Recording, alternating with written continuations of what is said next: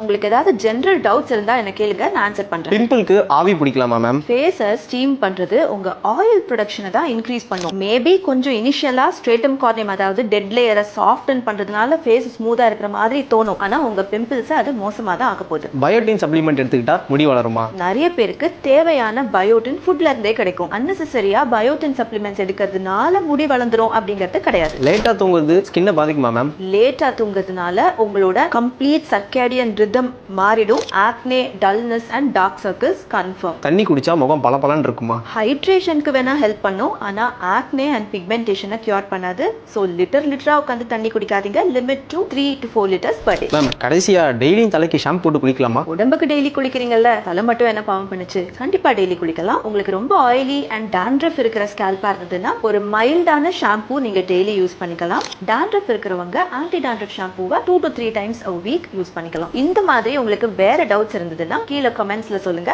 நான் அடுத்த வீடியோ போட்டுறேன்.